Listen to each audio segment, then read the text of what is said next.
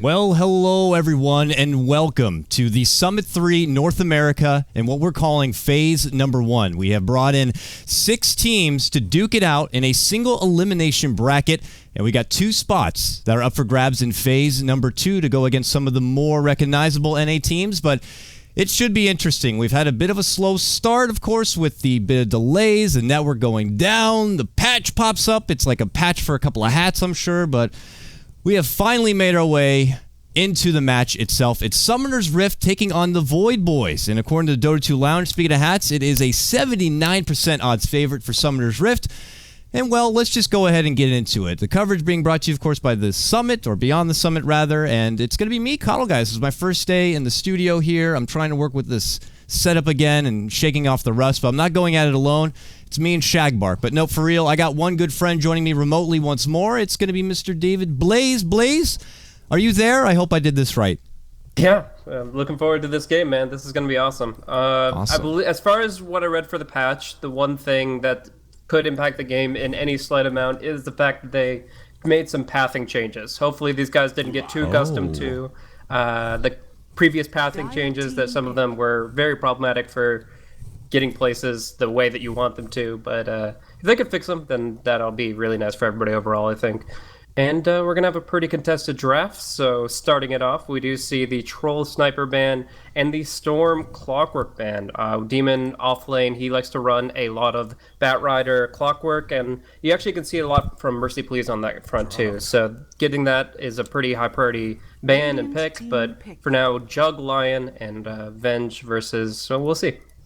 Yeah, so pretty standard to lead things in as far as how the meta is and how it's beginning to shift. You know, we've seen some recent pop-ups of DAC with like Shadow Fiend and Sniper going in, already the heavy assault physical mix-up of Troll and Juggernaut and what have you. And well, before we get too deep in this draft, you know, some people are noticing a lot of different players or maybe some roster changes, so I did want to let you know what is exactly going on. So originally Summoner's Rift had Mad on the team, but he is no longer a part of Summoner's Rift. I believe he's shifted over to a different team. I can't remember the name of that team. I believe it's an EU squad now, but instead, for now at least, they have a stand-in. They got Hani here, who is no longer a part of Me Pwned. There is seriously some crazy roster shifts happening even behind the scenes. I'm just going to try my best to keep you guys as far as what the hell's going on. For Voidboys, originally Pat Soul had been part of this group, and then he was a part of Tinker.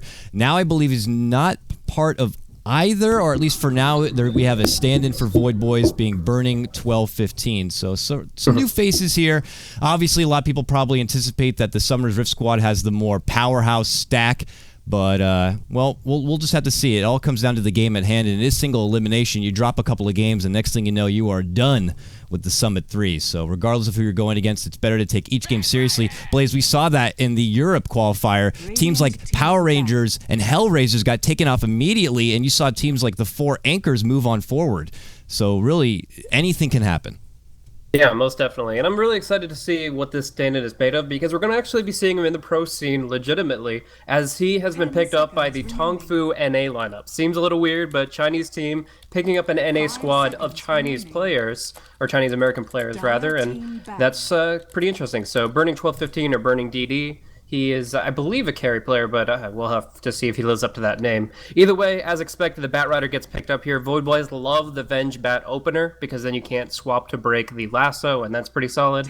And, of course, Demon likes the Batrider too. So having that, along with the Clockwork taken out, forces him to a role that has less control over the game, less tempo control in general, and it gives Voidboys some good chance of taking the mid-game team fights. So we'll see whose hands initiation really works out for, but for now the damage is in Champions of Summoner's Rift court. I mean, they have the Lion, the Jug, quick Omni Slash or Finger will bring down just about anybody, and they're probably going to just build up something defensive and kind of disable it oriented for their second phase.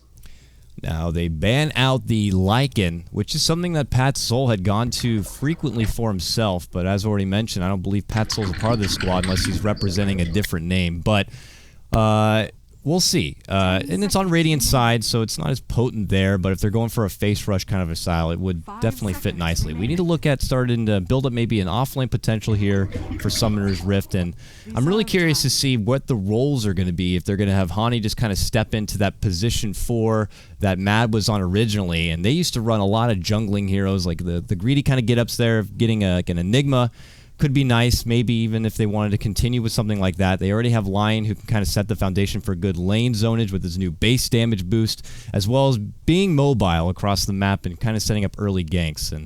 Or he could be the position 4 and just bring in more of that gold and be the one to get the blink early and be their true initiator, or at least some sort of initiation factor. They certainly would need it against something like a Bat Rider, but as far as jungle goes, they already banned out that Chen. Now they're going to get rid of the Nyx Assassin. This is an awkward ban at this early into the game. It just feels to me like maybe they're leaning towards a Medusa grab. I can't help but say it like that, Blaze. It just seems a bit interesting to get a ban on Nyx at this time in the draft. Yeah, now Nyx Assassin used to be considered a pretty big counterpick to Bat Rider because the Spike Carapace was just so good against Firefly. Like, you try to initiate, you try to pull somebody in, and you're going to have to do it through ground pathing, because if you're in the air, you're going to get stunned by the spikes, so until BKB comes out anyways. So I guess it's kind of a throwback to that, where Nyx Assassin, he adds the extra damage, the extra stun, he thwarts Bat Rider at multiple turns, but if they do indeed go for the Medusa, I wouldn't be all that surprised. The Nyx Assassin, of course, brings that huge mana burn potential. And another big aspect to it is that Bat Rider is amazing with the Medusa. The way you can initiate fights is by getting a lasso pick, pulling them back with a Force Staff, and if anybody tries to help that person out, then you get the Stone Gaze active, and suddenly you can't actually go into that fight. You lose the person guaranteed, and sometimes you lose a couple extra heroes because you even tried to fight. But they see that coming. They ban out the Medusa, so that's not going to be a 4th pick here. Yeah, so they're kind of... They were a bit puzzled as well by the Nyx ban, and they want to get rid of any sort of potential late-game option there. But that leaves the Shadow Fiend out there, which will be snagged up. So with that, they have the benefit of Dire's side, Shadow Fiend. A lot of people really getting hot onto this now, especially with the Eul's grab, the blink initiation, the setup potential, the move speed, and of course having plenty of mana to just kind of dish out some serious early game farm. Now they got a lot of right click. They got a lot of core here already between the Jug and the Shadow Fiend. And they might just need to really secure a way to kind of get things set up. An off-laner that can kind of get the party started. A lot of people felt like Tidehunter's really fallen off as far as what he really brings to the table, and have gone to more options instead. Axe is a hero that has been ignored up to this point, which is very interesting. It just seems like something that's normally a first pick, first ban kind of standout for a lot of these teams. Voidboys already have their offlane get up in a Bat Rider, and now they're going to move on to support, their secondary support, grabbing the Witch Doctor here. Just kind of feels like a safe pick, or maybe they're still going with some sort of heavy push assault and they want that extra bit of sustain. So very intriguing grab right there. So putting that together with the fact that Axe has been ignored up to this point just seems a bit touch and go right now, Blaze. It just seems like they're taking it very slow. Both teams are using quite a bit of the clock, and they just want to think this one out. A lot on the line, I suppose. Yeah, certainly. And along with that, of course, it's hard to feel confident with a draft that they're bringing out for the side of Champions of Summer's Rift. Like, it could be really, really strong, but they're putting damage on top of damage. The Shadow Fiend is going to have to build very defensively. The Juggernaut's going to have really good timing of his skills. And overall, across the map, they're going to have to position very carefully, because they're probably going to be the second team to pick up a Gem of True Sight. They're not really going to have that vision advantage that we're going to see from Voidboys, and you just have to be very wary about where you put yourself, or you're going to be lassoed, you're going to be caught in a death ward. There's got to be a lot of different ways to get picked off in this game. So I definitely think that's a really good way to draft, because the Shadow Fiend is a denial pick for Voidboys. They could have done a lot of work with that. But even still, I'm really curious about the fact that how vulnerable they are, and they didn't have an initiator to this point. But they get the Axe, can rotate between the jungle and the offlane, and can have a pretty good time. And we'll see how the roles work out. It's going to be pretty interesting with Hani on the crew. He was playing 4 position, and he's filling fucking Mad's slot, so presumably he's 4 position there as well. But Demon has been playing some support. So he played offlane for Fire, some support for Champions of Summer's Rift, so we'll have to really see how the chips fall. Yeah, so with the axe grab there, they could just look to finish things out with a secondary support, which could be Demon playing like that 5 role if they want to just have Hani fill in the 4 like Mad was previously. And in that case, one of the strong support options he'd been going to for a lot of these games has been Skywrath Mage. The insta-silence works out nice, lockdown that axe already brings, plus they have Lion there. You can set up a pretty good Mystic Flare, so that might be something they consider going for. Plus he has great early game harassment on maybe whoever their mid lane could be, but now it's going to be the Viper picked up from Voidboy, a dirty pick. A lot of people are not too happy about. And knowing that Summoner's Rift are going to be going for that secondary support, they ban out the AA, maybe fearing the extra sustain power that Witch Doctor brings in. And, well, they just don't want to have to deal too much with that heavy spread. So, with it, and plus, AA brings a really serious level 1 game. But it's going to be the Dazzle as their more selfless babysitting kind of support. Now they don't have to worry about an AA even being on the field to begin with.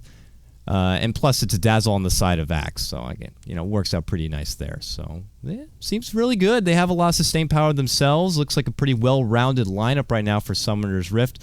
I'm not feeling like there's a whole lot they're lacking. As long as they have a pretty strong early laning phase, they should be able to move and blossom into a beautiful mid-game.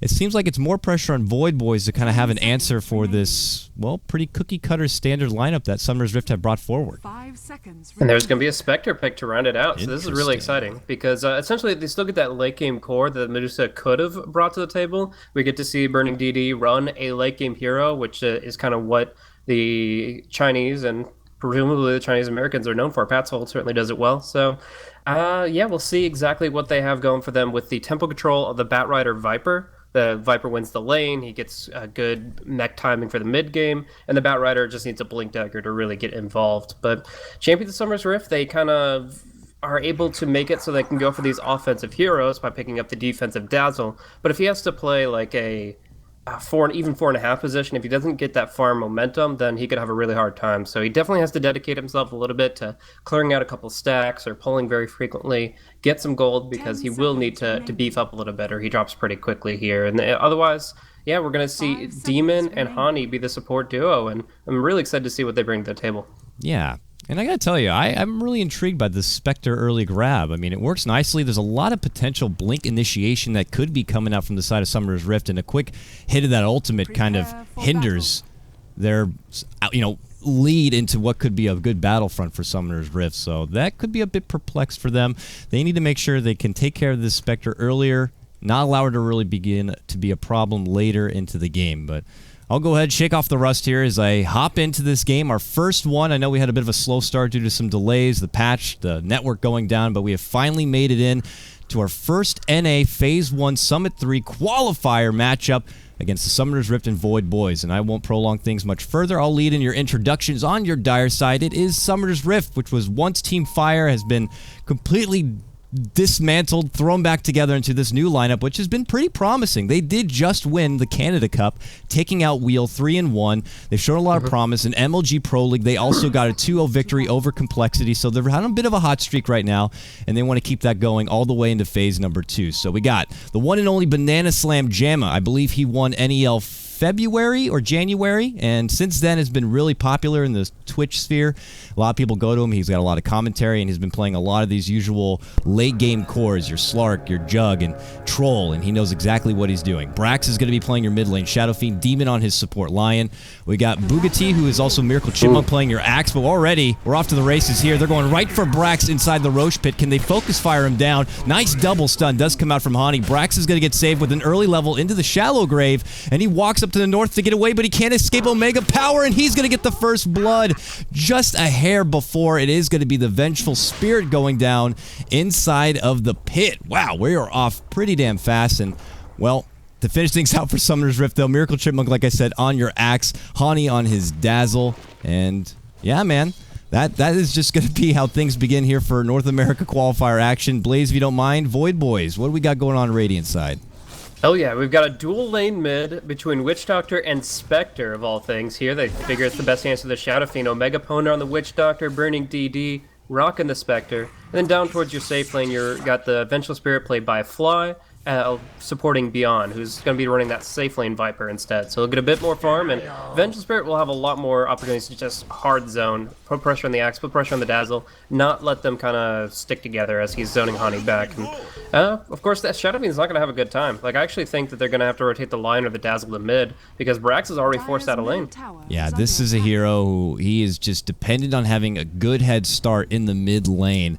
So sometimes you'll see teams frequently bring in a Skywrath Mage or anyone they can to kind of just get a good head start to their fellow mid laner, harass back that Shadow Fiend, force them to pop off the early regen.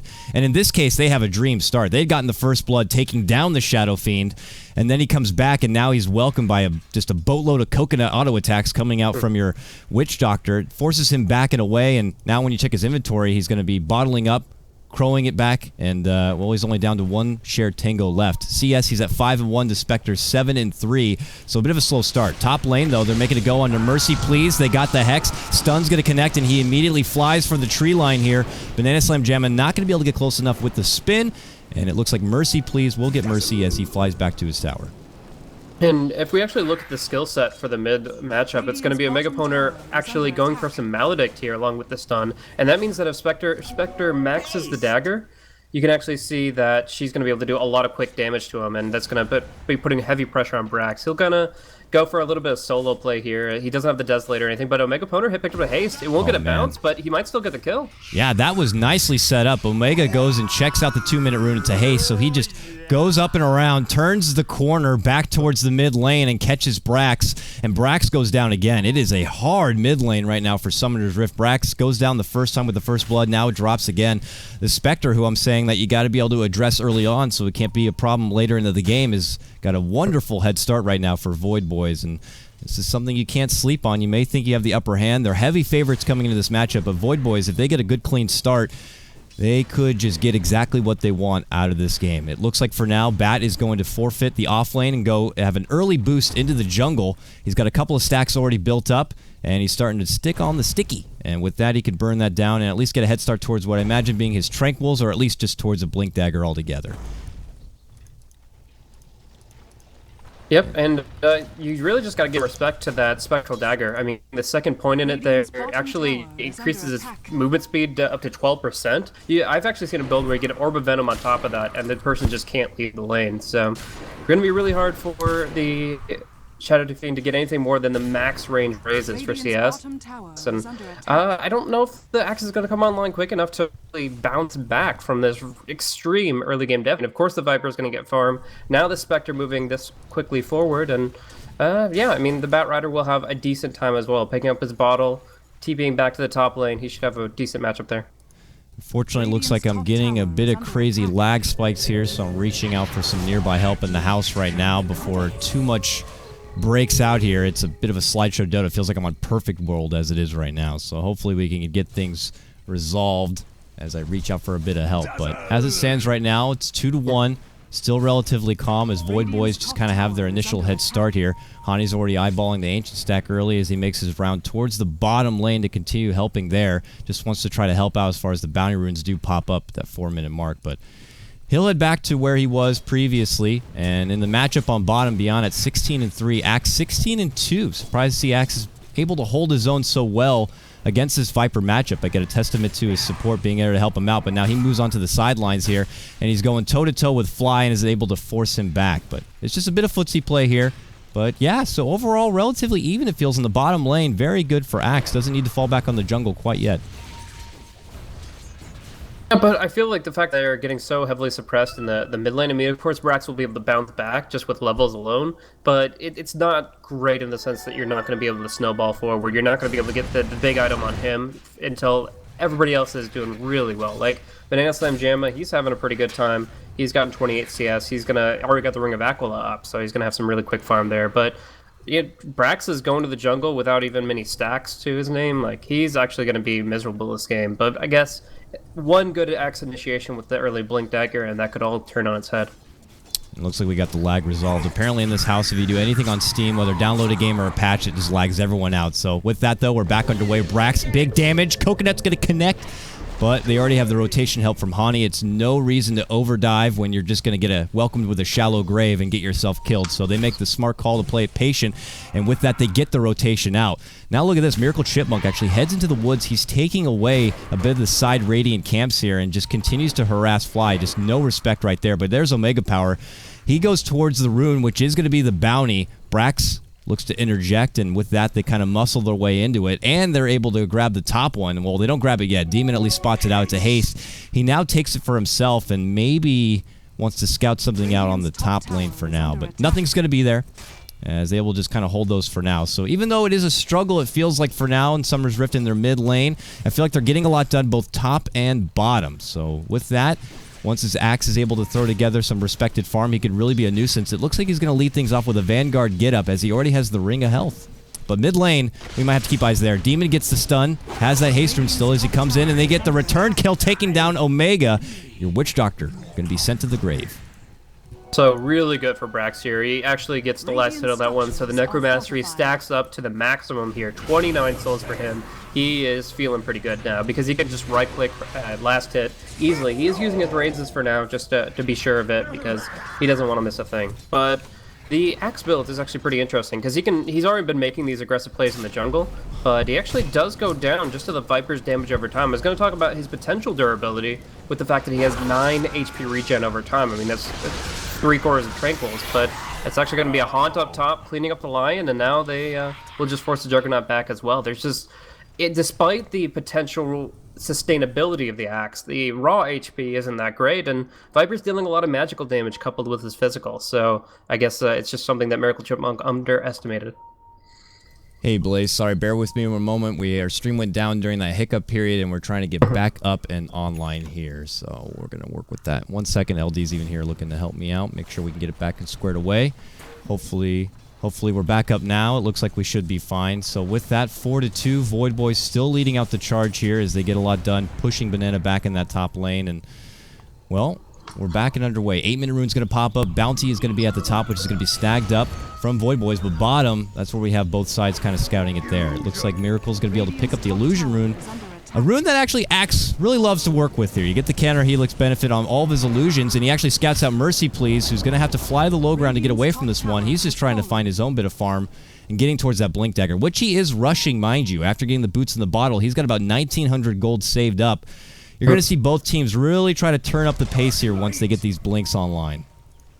Yeah, I mean, the Mask of Madness is going to come about that time, but otherwise Summoner's Rift are going to be pretty itemless at that point in time. Like, they'll get most of the mechanism, and they'll get maybe the Vanguard, but they're not going to actually be able to deal with Batrider just picking off specific heroes that he wants to. The only way that you respond to a Batrider right now is a quick Hex. Like, the Axe won't actually be in position to Blink Call him, so every single time Batrider finds that opening, finds that Blink Lasso, it's got to be the Lion right there, or they're actually just going to get destroyed. So already leading 4-for-2 with that nice little kill on the Axe through most of the magical damage Beyond was able to put out, and I think that they could really build some huge momentum underneath them with this Batrider's Blink Rush choice rather than the Axe's kind of defensive build-up.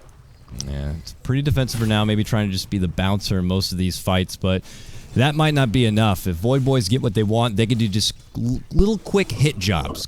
Pop in, get the lasso, get the kill, pop out. You know, not have to linger around too long, whereas Summer's Rift could be trying to get together some more long-winded fights. But what they do have going for them is Banana Slam Jam on the top lane. This guy knows how to fucking find the PvE right now as he builds up lots of farm. He's got near 5k net worth on his own, about 600 above the Spectre. And with this tower already being taken down, he just continues to profit with a lot of space to work with here. So he's at level 8, pushing level 9. Mask of Madness is complete now. And we'll just have to see really what he can bring to the table. But here's the smoke. Mercy Please. He has got the Blink Dagger, and he is looking for a target here. This is just your typical Batrider quota. Top rune is going to be DD, which will also be snagged up from burning. And he's got his Haunt at the go here. This is going to be disaster for Brax in a moment if he is not careful. Nearby, doing some neutral camps. He is very low on life. They're going to turn the corner and see him. There it's going to be the pop. Flight, blink, lasso. They don't need anyone else. Spectre could get in if he wants a bit of XP, but not necessary. But here comes Banana, moving on forward with Mask of Madness popped. He's trying to get a hold of someone, the Omni Slash, but now they have 3. It's not even worth it. Swap back immediately into the spin. Nice. Now Demon shows up. Nice. 2-man stun. Going to connect right there. Omni return. Takes down 1. They want fly. Maldic beautifully set up on 2. And a Death Ward going to just annihilate them. 4-man takedown. Beautiful job from Omega Poner to come in from the south and just lay down the law on Summoner's Rift. Man, that play from the Witch Doctor was just immaculate. The perfect spacing on the paralyzing cast, hitting both of them with the Maledict, just pretty much 1v2 that tail end of the fight. Obviously it was them being herded into that position based on all of his teammates, but he really just sealed the deal on that one. Viper popping the ultimate, dueling it out with Axe under tower, maybe too tanky of a target, and with the Finger of Death, he's gonna get dunked. Yeah, Finger sets up an easy dunk right there for Miracle Chipmunk. He may go with the early defensive build, but he knows when it's time to duke it out, especially with his partner in crime Demon being there, just beyond being a bit overzealous perhaps in lane. Very dominant up to that point, but without help nearby, you might need to play a little bit more cautiously. So with a nice smart rotation, Summoner's Rift get themselves back onto the board here, but still, early advantage as it stands right now for Voidboys, not by a lot, but once they get that Blink Dagger on Batrider, they certainly do make it count. And now we see Brax, he's going for the mechanism build-up. A lot of people have fallen off this get-up, and a lot of the Eastern teams have been rolling with it more and more, and slowly people adapt to the Yule's build. Do you feel like Yule's build is not going to work properly in this game? Or is the mech build-up something that he's forced to fall back on just because of how much pressure's been coming his way? They opened their draft, they had an offensive lineup. Damage upon damage is here, but they need to make sure they have the defensive attributes. That naturally, Juggernaut and Shadowfiend are going to be able to put out a ton of damage, Lion as well, but if they don't have the defensive items, then they're just going to get destroyed and not get a chance to use that damage. We're going to see 1 insurance card picked up for the Juggernaut here. His life is insured with this Aegis the Immortal, as he kind of sneaks in for the solo Rosh, and just everybody gets involved when they know it's safe to do so. But up top, we do have a Stalking Vengeful Spirit. Batrider Jug just TP'd, so even if he survives for a moment, he can't spin TP out of this one. Yeah, so they're going to be there waiting. If he keeps moving forward, they could decide to pull back, but they actually don't. They want to scavenge through the jungle where they might run into Demon instead. Demon is trying to save for his Blink Dagger, and he's pretty close, near 2k. Goes for the stack right now, but could cross paths, fly. They don't quite see each other. Wow. Ooh, really close, but no, they get Brax instead. Jump in lasso. Wave's going to connect. He pulls him right towards Spectre and Omega Poner, and with that, it gets the easy Maldic setup. Brax should go down. They even commit the Death Ward. Oh, a swap back into it. Very nicely done from Fly right there. Omega Poner, a double kill for him. This Witch Doctor finds 2 back-to-back opportunities to really lay down the damage, and, well, beautifully set up from their team. They think about going for Banana. They sidestep through Demon as they don't quite see him, but they get themselves a really nice opportunity. With that swap back, they make it a 2-for-none trade. And there was a little hiccup there for the Dazzle. Hani actually, well, unfortunately had to hesitate with his Shadow Wave into Shallow Grave combo because he didn't have the mana for it. Didn't count his mana pool. Needed to use his magic stick before he started that. Otherwise, the SF doesn't get graved, and that way he doesn't get the Requiem off. Like, I don't think it actually changes that situation entirely, but you would have at least gotten the Requiem back the other way. Maybe a couple raises to try to get a support kill in exchange for your 2. So. And with that, Demon rotates towards the mid lane. It looks like he purchased his Blink Dagger. It is en route as they continue to pressure this mid tier 1 tower. Want to find some gold somewhere. Got to get it this way. The good old-fashioned chop down.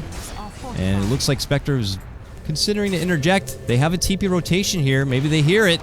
They ping it out and they quickly run away. They don't want to get close enough for potentially another swap kind of a play. Banana even drops down the ward for this one. Their team, man, so much healing potential there with the ward, the mech being thrown together, Dazzle. The sustain's there, but they still continue to get caught out and taken down. It just doesn't seem to be synergizing quite yet for them, at least not till they itemize a bit further and really get into the meat and bones of this game, the mid-game period. The meat and bones, that's where I want to say the meat and potatoes. Bones are no good. I don't want to eat that crap, but here we go. Now rotations as Voidboys scout out their own jungle side here.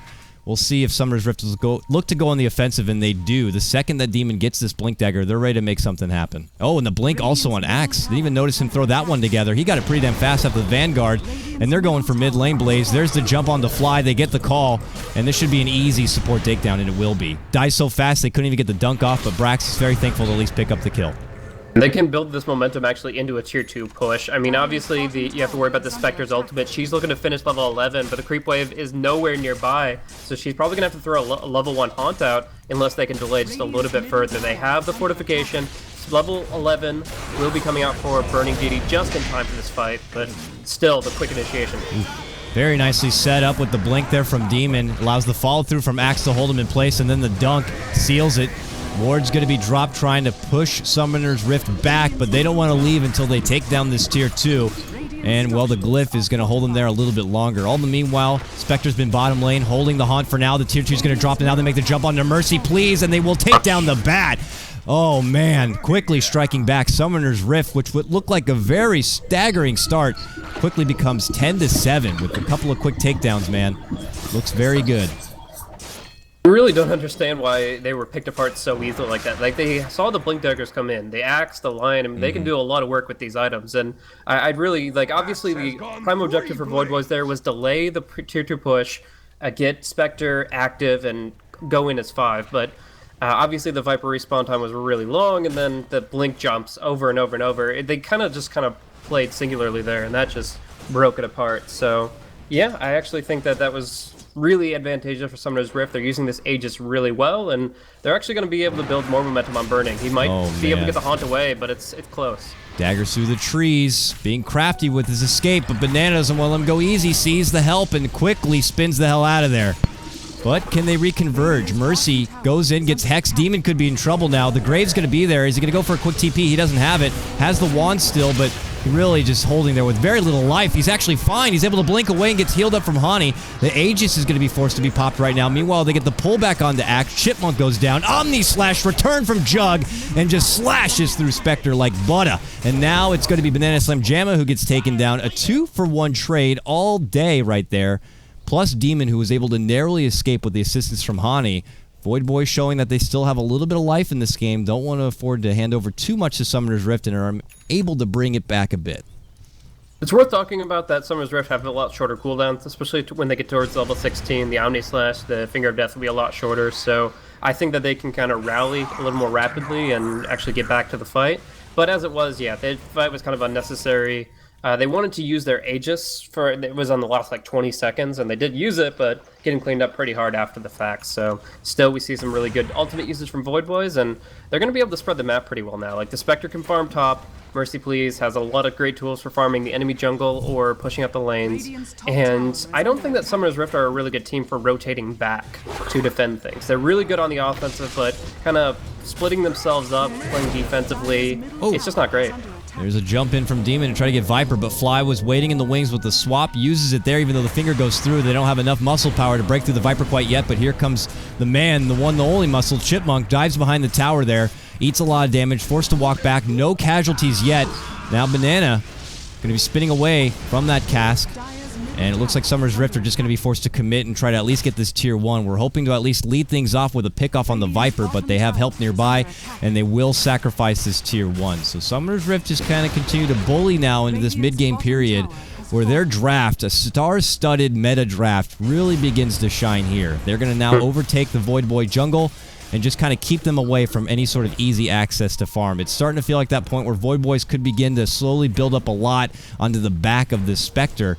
And with all these cores already on Summoner's Rift, that could be trouble. But here we go. Speaking of trouble, Mercy Please, cross pass with Banana. Banana gets the Omni off, and it's a quick kill onto your Bat Rider. Now 12-9. Summoner's Rift continue to build up their momentum. Looking very, very sharp.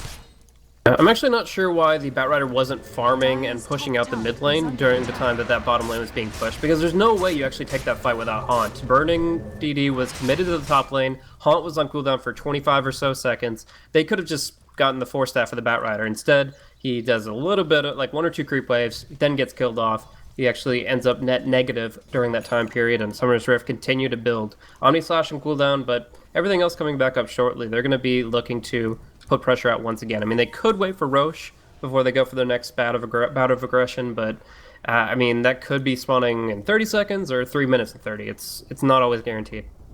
Yeah, but just you could tell by the body language as it is for now, Summoner's Rift would like to at least check it at its earliest convenience just to see if maybe they can get lucky with an early spawn.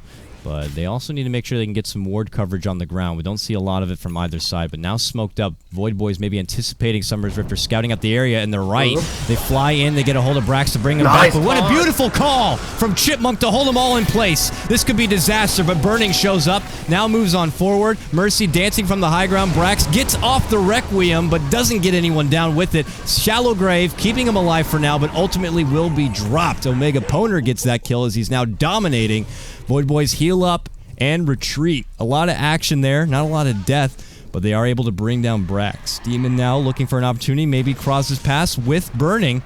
Gets the stun. Here comes Banana, but he gets stunned on the way. He's going to be forced to pull out the early spin to walk on out. Burning gets fingered, but they don't have enough follow-through to finish off the Spectre. Now Chipmunk in the heart of the fight gets healed up. Shallow Grave going to keep him alive, but he has nowhere to go. The Orb Walk's going to be there, and now slowly Summoner's Rift crumble. One by one they go down. They bring down the Axe, the Dazzle, and also Brax. So a big 3-for-0 trade. Big payoff right there for Voidboys. They scout out the Roshan area. Yeah, and we know that Roche is up now, so that was definitely a very impactful fight, really setting the tone for everything. Obviously, the minute cooldown on Haunt gives a small chance for Summoner's Rift to slip in there, but if they don't take advantage of that very narrow time frame, then it's going to be Voidboys' Roche to take. They cannot lose a fight with this Haunt unless we see like the best initiation from Summoner's Rift, and even like really above average initiation just isn't going to cut it. We saw an amazing free-man call. We saw him later on jump on the Spectre, and I want to point out that any other carry, or almost any other carry, jumped by the Axe right there with the line on top, that Kira was absolutely dead. But a Spectre's a little bit different. With 3 points now in Dispersion, he's really tanky. The casual drum pickup also really helps him out as far as effective HP. And yeah, there's only like 3 heroes that would probably survive in that situation. There's the Morphling, the Medusa, which was banned out, and the Spectre. And yeah, Spectre really just earned her worth there. She's been doing a lot in the early laning phase and in the fights, but that in particular is where she shines. It's just surviving through all this potential damage and making sure she doesn't get called early. Definitely a notch to the good old 10 assists. Spectre being 2-1 and 10. Always looking to get involved and utilize that ultimate as best as possible, or at least be there when the fight breaks out. And it's looking to pay off here. Relic now complete. Muscling forward to try to get a hold of a decently timed Radiance here and try to really help turn things around. That's where the initiation factor from this Summoner Rift squad doesn't become quite as potent. Blink Dagger on your Demon Lion. Axe certainly has his own Blink Dagger. We were anticipating at the start that Shadow Fiend could get a Blink Dagger himself, but went down the road of the mech BKB. But with that, you're not going to get the initial follow-through that you were hoping for. Already Mercy Please on his post, scouting out the Roche pit, knowing that Summoner's Rift want to do this. And they're going to smoke up and see if they can sneak their way possibly into the pit, or are they going to go to the enemy territory here? They're going to go right into the jungle. Yeah. They even throw up the early defensive weave, but look who's below on the other side. There's Voidboys. Are they going to be able to catch him here? Oh boy, they're moving forward. Miracle Chipmunk gets the jump. It's just onto Viper. Omega gets hexed, but he already got the cast off. He's trying to walk away from this. The stun is able to catch him beyond. And now the drop of the ward, and it's going to unleash a fury, but Omni Slash is going to stop him and tear him apart. Banana Slam, Jamma with the double, and follow through from Miracle Chipmunk gets his own. And with that, they're able to easily clear out 4 of the Voidboys, only leaving Bat alive, and they should be able to follow through with their Roche. Right at this moment, Banana already leading out the front. It was a really close call, honestly, because of their like 4 abilities that can cancel the Death Ward right now, they actually expended 3 of them. The only thing that was left to cancel Death Ward was the Omni Slash with Banana Slam Jamma, and they would not have been able to DPS him down fast enough unless they got consecutive crits. So really fortunate that Juggernaut held his ulti until he saw that Death Ward, drops it on the Witch Doctor's head, and they don't get wiped out by that Aghanim Scepter, because that's an insane time to have an axe. I mean, the Witch Doctor just respawned. He's only level 10, but he has this Aghanim Scepter here at the 24-minute mark. So that could have been just breaking that fight in half, but because the Juggernaut jumps in, focuses him down with the ultimate, they're able to pull through and get the Aegis on top. But I do kind of feel their pressure to use this Aegis because, as you mentioned, that Radiance is coming out very soon, which causes a lot of difficulty for Summoner's Rift. And also, I'm not really confident in their current item progression. I mean, going for the Aghanim Scepter on Jug when you've got so many illusions that you're up against, sure, it does enhance your ultimate a lot, but I don't know. We've seen a lot of various builds, and I really like the Abyssal Blade that's kind of surfaced as that third item. Are we committed that this is an Aghanim Scepter for sure, though, on your Jug? Not Scotty, like some okay. sort of Scotty kind of get-up, potentially? Yeah, I mean, the effective HP would be really nice. You're worried about the Batrider picks, the Spectre damage. I would actually say Scotty would be immense. So, yeah, I didn't thought too far in the box on that one, and I actually would love to see the Scotty come out. But we'll see them actually just go for the hard push right to the tier 3 here with this Aegis, but they wanted to make use of it. They've got the defensive weave, and Voidboys have to wait that out. Yeah, they got a lot of reinforcement here. It's going to be really hard to muscle through this team. They know that the timing window works good. The Radiant's now complete. So we'll see if the defense is going to be there. Jump in lasso onto Brax. Brax pulled way deep into the territory, and the ward going to be dropped to keep everyone else back. He's able to get off the Requiem, but no one goes down. Brax gets dropped. Dazzle goes down. Hani is going to be taken care of shortly thereafter. Brax dies again, and now they already lose 3. Strong defense for Voidboys here as they scurry everyone else out from the base. That Radiant's already getting a nice early payoff right there, as ends up being a 3-for-none trade and a 3,200 gold swing for the Radiant side. Voidboys definitely get some extra pocket change for themselves. Summoner's Rift maybe just a bit too anxious to get themselves inside the base on that one. It was just a strong defense right there from Voidboys, and like you talked about, that Death Ward, man, it does some serious work. If you cannot take care of it, it's going to do so much damage across your whole team that you just hope that you have 5 shallow graves ready for it. Just about. I mean, the defensive weave kind of would fill that role during the tail end of that buff. Like in the last 8 seconds, the armor it gives is absolutely insane. But they just waited it out, and they were able to engage when, again, he just couldn't be disabled. Like, this is a hell of a game to be a Witch Doctor. When you only have to worry about Hex, Earth Spike, Omni Slash, and a call to cancel your ultimate, like, he's gonna go BKB, but he almost doesn't need it. Like, he is actually having a hell of a game, just being able to channel this ultimate for a nearly full duration every fight. And yeah, he just hit level 11 like moments before that engagement occurred. So really, really fortunate timing for Voidboys, and they are looking good to fall through on this one, just on the back of that ultimate alone, if not the Batriders. But we will see that Scotty come out for the Juggernaut, and I think that is going to be a pretty critical choice. If he can get that debuff on everybody, they can chase harder, they can start winning a fight and build that into a full team wipe. He's got great timing on that Scotty, too. It looked like one moment it was just a point booster. The next moment he's got the whole frickin' thing completed. So with that, they might be able to have the muscle power to kind of just allow Jug to unleash his fury. If they get more focused on everyone else, they're grabbing a hold of Brax, pulling them in. This Jug could creep on them pretty damn fast with some serious right-click damage, but that is putting quite a bit on his shoulders. They still have the Aegis, so they're going to make another go towards the high ground to take advantage of it while they got it here in this bottom lane. Tier 3 is very low. Just a few more strikes, maybe 1-2 coming out from this Jug, and they will be able to expose these racks. The backliners smoked up here, and there goes the early defensive weave. They're ready to make another hurrah inside this base, and we'll see if Voidboys can kind of hold their own once more. But there, Tier 3 is going to be dropped, and they're focused on the objectives. They get a hold of Banana, pull him back, but reminder, he has the Aegis. The call's going to be there on Omega Poner. He can't get off the Death Ward yet. Oh, Brax going to be stopped from the ult one time with the and the swap back. There goes the ultimate. It's doing big work right now on both Brax and Axe. Axe goes down. Brax is going to be forced to walk away. Omni Slash flies through, but it's being mitigated very nicely there from Voidboys, and now Banana still with the Aegis, trying to get anyone down at this point. Gets Fly. Oh, the Shallow Grave's going to keep him alive now as he looks to right-click down this Viper. There's going to be the first life, but he's already lost 2 allies in the heat of this fight. So he's got to force a retreat here. He spins and tries to get the hell out of there, but will he be so lucky? Jumping in, Mercy, trying to slow them down with the Sticky. Healing Ward going to be dropped but being taken care of. Banana's going to get one last Shallow Grave to try to make it out alive, but it looks like he's going to just go until his last dying breath. He can't even get the Viper down. He ends up being dropped. Now Brax going to be focused from the team, and he goes down. Oh my goodness. Summoner's Rift can't quite get a lot done inside the base, and they end up losing again. They lose 4 in exchange for 2, if you count the buyback coming out from Vengeful Spirit.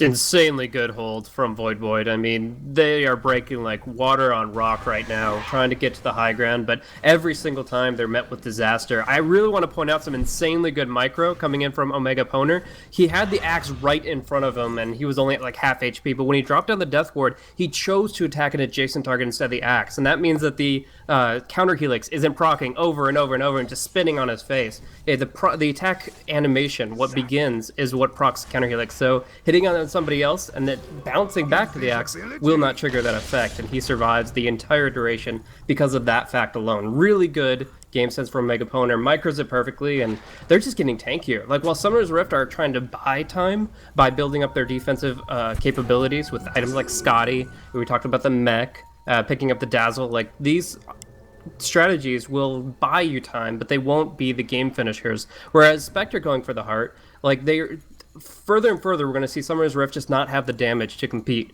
with Voidboy's survivability, and that's going to be extremely true when the heart comes out. Plus you have a BKB slowly being thrown together on Witch Doctor. Low mid lane, we're going to have the jump. Banana going to get kidnapped. Back onto the side. The Haunt's going to come on out. Everyone is here to welcome the Banana Slam Jamma. The swap back. You're not going anywhere, buddy. Forces out the Omni Slash. They easily mech up and come together as a group. And with that, your Jug's going to be taken down. Very nice isolation and play and teamwork coming out from Voidboy right there. They take down the big core Jug. He's going to be out for over a minute with no buyback. The rest of his team working with this Ancient stack on the side. But for the first time in quite a while, it feels like it's Voidboys now looking to take it on the offensive as they push up this mid lane and try to do some damage on a couple of these tier 2s, which still all stand. But look at this. Jump above. Finger going to be there. Mercy, please, is going to be taken down as he goes to the high ground there. Chipmunk still on the low ground. Not happy with this Viper, who is slowly orb walking him down. The Grave is going to be forced to come out. And with that, they heal on up. They lose their bat. And now Axe is going to be taken down in exchange. So Voidboy are not going to be able to push onto the tier 2 quite yet. But they do get another casualty there. They only lose their Bat Rider. I don't think it's too terrible of a trade. And they're going to keep pushing. Yeah, but I mean, it was just the axe for the Bat Rider, because the Juggernaut was already kind of a foregone conclusion. So engaging into a 4v5 and actually pulling it out for a 1-for-1, I actually got to commend Summoner's Rift for their ability to use that specific high ground position as a huge tactical advantage. I mean, Brax got to play the Dwarven Sniper on the hill, got to actually get off over 2,000 damage in that fight with 3 extremely defensive items. That was very impressive, and I really like what they did there. The Venge tried to force half the Batrunner out. Unfortunately, he's facing his enemies, so he kind of got thrown right into the frying pan. But yeah, overall, I gotta say that Summoner's Rift, that might have, you know, held some damage on their tier 3. They didn't have to buy back on the Jug. That kind of even exchange play actually does buy them some nice time. The Crimson Guard, I was thinking this might come out, but once he saw the point booster, I assumed that Miracle Chipmunk was going to go for something else. But the Crimson Guard is actually pretty sweet here because of the fact that the Spectre illusions are in play. This means their physical right-clicks won't do any damage. The pure damage of Desolate, the Magic Radiance, that's still going to hurt quite a bit, but you will nullify some damage. Those wondering about Death Ward, that's Chaos damage. That'll still be unblockable. Looks like Summoner's Rift see Roche is up.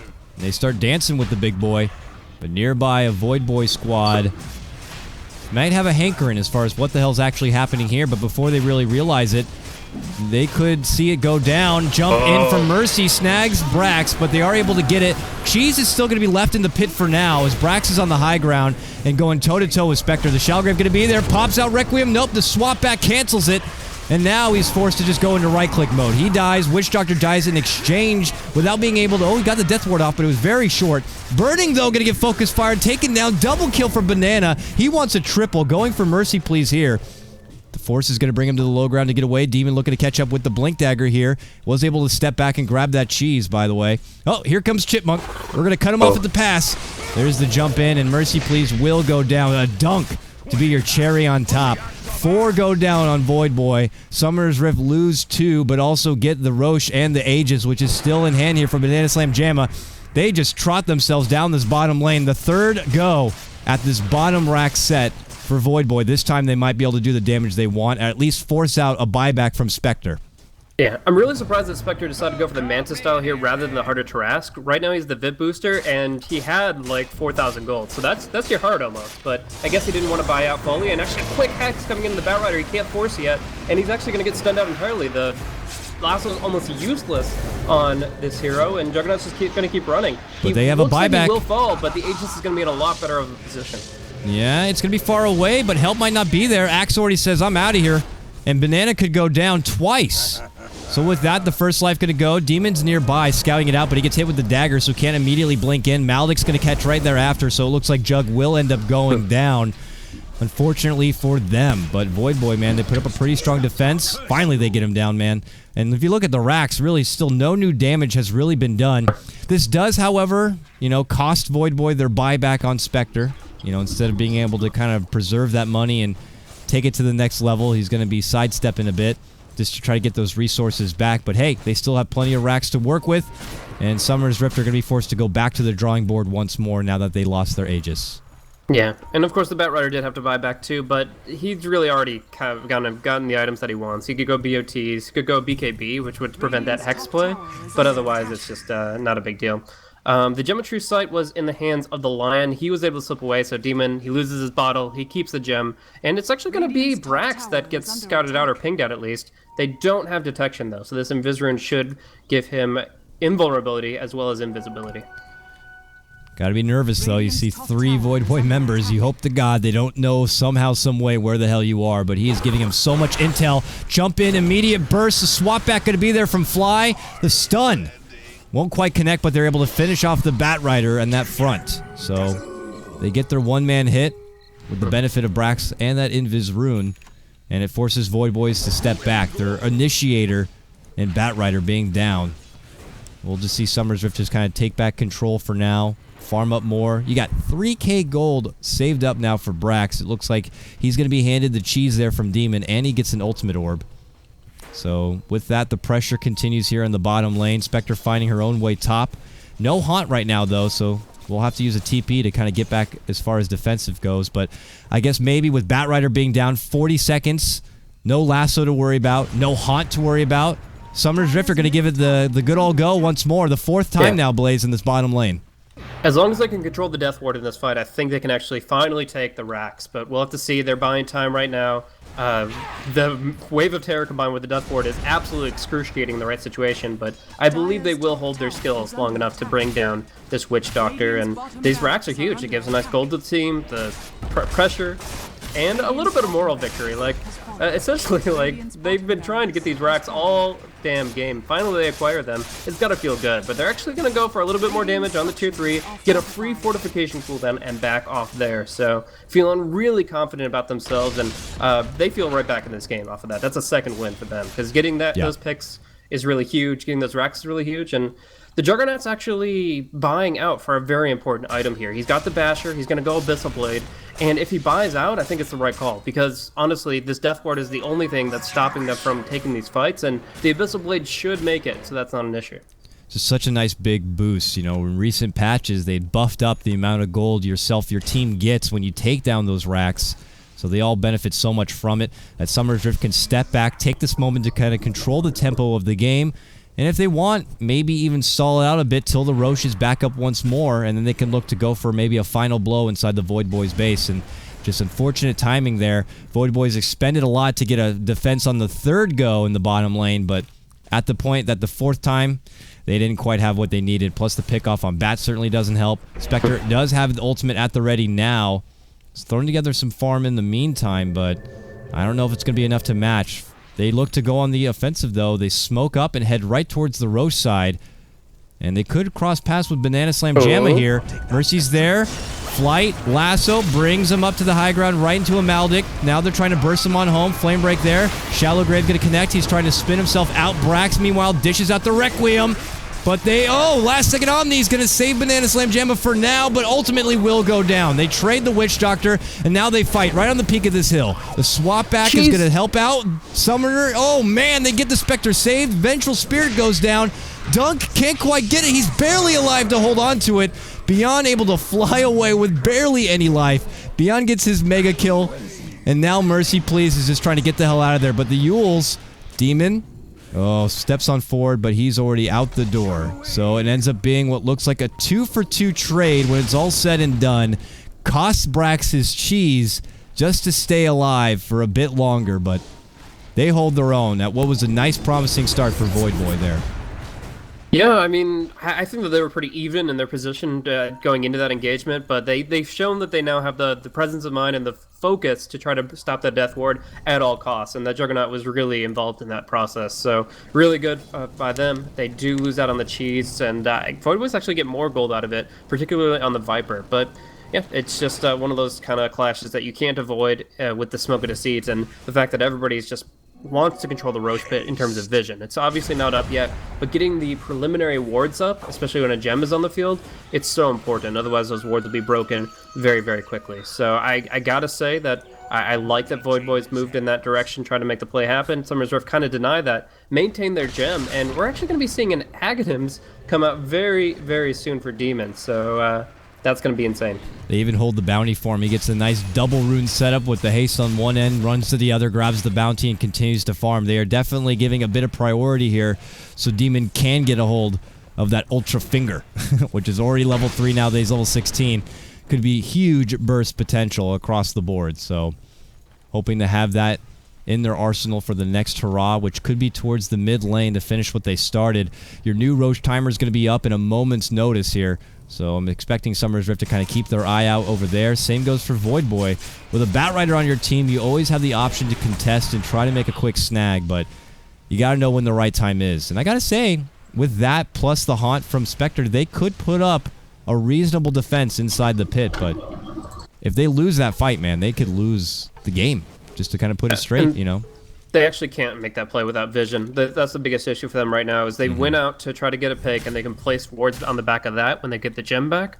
But right now, those 2 wards that are sitting in their shop just kind of have to stay there. Like, you can place some anti-gem wards that can still stay in the field for a little while, but for the most part, they're kind of trip alerts. They're like, okay, they walked over top of the ward, they killed the ward. Yeah. We know they're there, but that's temporary vision. It's very restricted, and it's not going to win you a Roche fight. So when Summer's Rift look to control that region, it's really just to make sure that they have the vision advantage, that the Batrider can't go for a Age of Steel play, that they can't be pulled out of that very important spot. And another smoke will come through, and another great opportunity to break Voidboys right before the Roche respawn.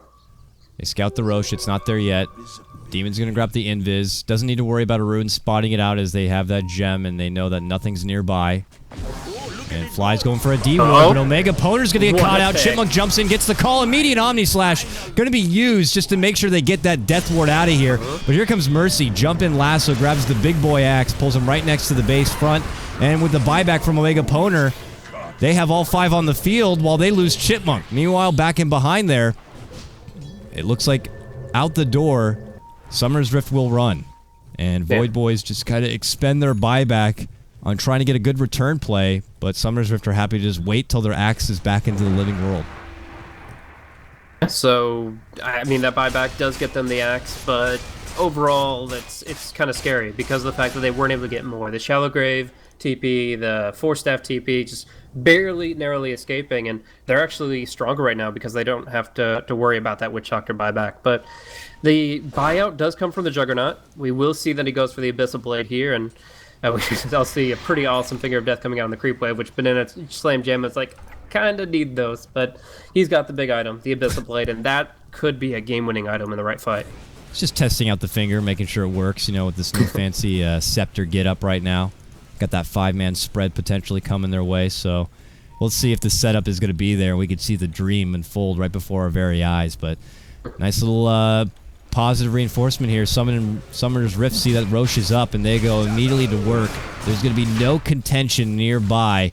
Voidboys have already opted to just kind of farm up and itemize as best as possible.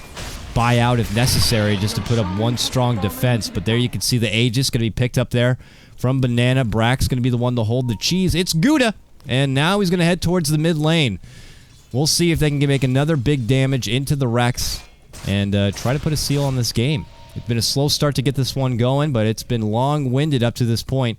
Voidboy's kind of doing a bit of a throwback here with their Spectre draft get-up, while Summoner's Rift have more of the traditional draft that we see nowadays. I gotta say, though, Voidboys have really held their own up to this point, but the farm has really come together pretty nicely for Summoner's Rift. Just taking a brief glance at the net worth, you can see that they're at 7,500 net worth and quickly on the rise. Definitely an homage to all the towers they've taken down, and of course the Roche. So looks like they're going to hit him from the high ground, go for the tier 2 at least in this top lane, and then just kind of decide where they want to go from there.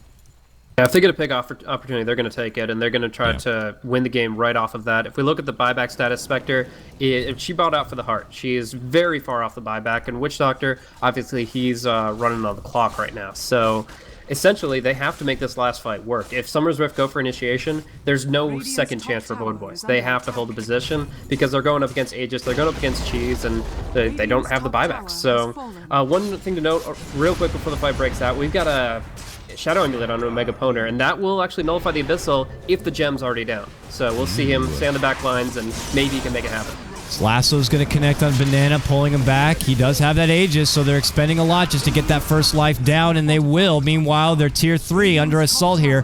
Brax being the main right clicker for now. Ward's going to be dropped if they want to get down the Jugger, but he's going to get the Omni Slash off. But that amulet holds him in the dark, and he eats a lot of damage. They are able to finish off the Jug. No tier 3 going to be dropped. Big Finger flies, but it's not going to do any sort of damage on anyone, so they're going to be A-okay. Hani, self-grave TP is not going to make it out. He ends up going down. A 3-man drop with this defense coming out from Voidboy.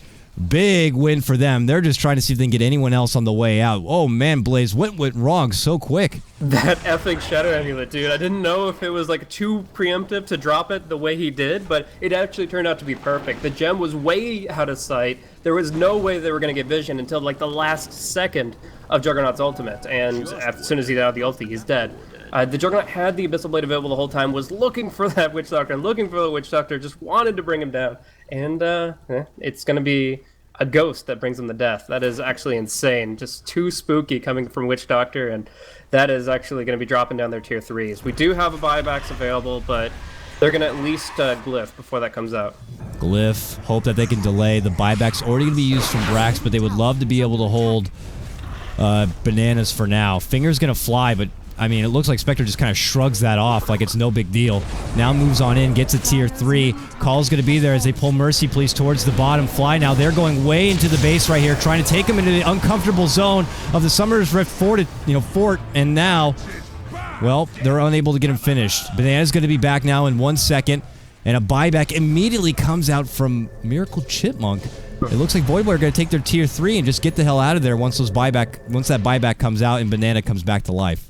Yeah, they didn't get the glyph cooldown, which actually is really relevant at this stage in the game, but they did get that axe buyback, and it's entirely based on their commitment of the Death Ward. The Omega Poner was outside the base there. They lasted him into the Death Ward, and again, you can't block that. The Crimson Guard does almost nothing. It provides a nice little boost of armor, and that's about it. So he gets torn apart, but they do have to retreat until their ultis are back up, which, fortunately for them, is pretty short. I mean, we'll get mana back on Burning DD.